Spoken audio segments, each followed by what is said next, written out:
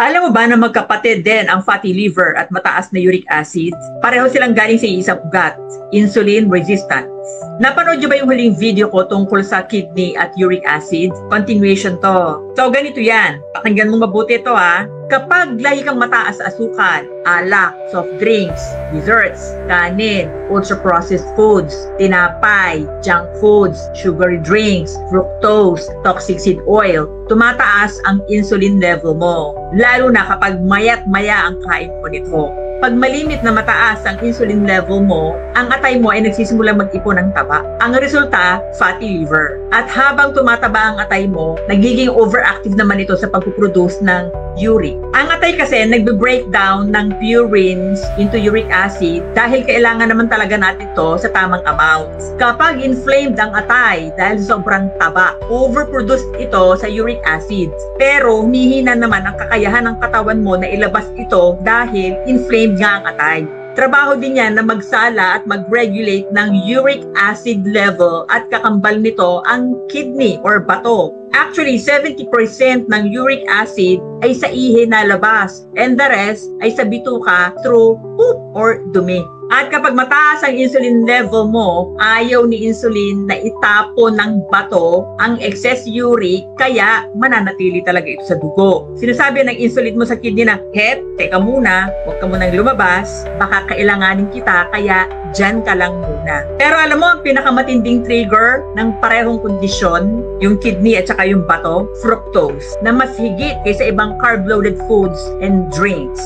Ito yung nasa soft drinks, juice, ketchup, processed snacks, cakes, pastries, ilang tinapay, milk tea, sugary coffee, energy drinks, at marami pang iba. Napakabilis na magpataas ng uric acid. Hindi karne, hindi munggo, lamang loob o anumang sinabi sa'yo ng doktor. Subukan mong tanggalin yung mga binanggit ko and then keep on eating meat and other whole foods. Tingnan mo kung saan bababa ang uric.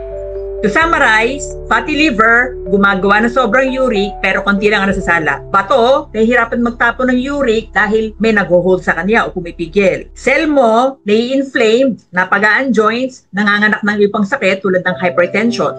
And last, yung high insulin level mo, yun yung tunay na salarin sa overproduction at retention ng dalawang organ na to, yung kidney at saka yung atay. Sa madaling salita, ang tunay na salarin, insulin resistance, na bunga ng pagkain na binanggit ko kanina. Kung gusto mong bumaba ang uric acid level mo, kailangan mong ibaba ang insulin para magtrabaho uli ng wasto ang atay at bato. Itama mo ang palyadong metabolism para maging maayos ang daloy ng trapiko sa loob ng katawan mo. Hindi nagtatrabaho ng dugo lang, atay lang, bato lang, insulin lang. Hindi, sama-sama yan para mabuhay ka.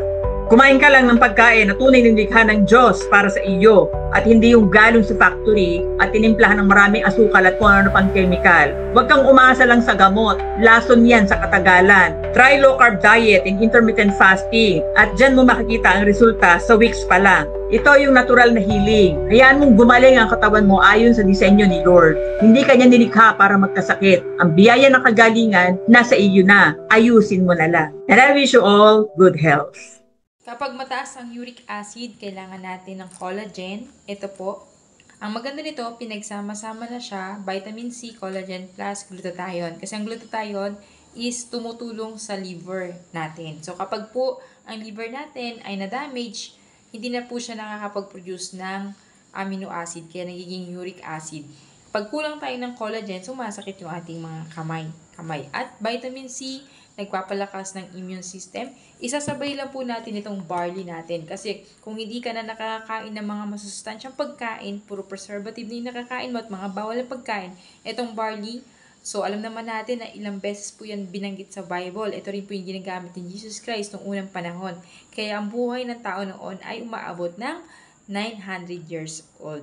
So, ayan guys, sa mga gusto na mag-avail, meron tayong guidelines. Doon po nakasulat yung mga dapat kainin at yung mga bawal at tamang combination ng mga supplement na makakatulong po sa ating kalusugan. Thank you and God bless. Follow and subscribe. Share mo kung may kakilala ka, may nararamdaman.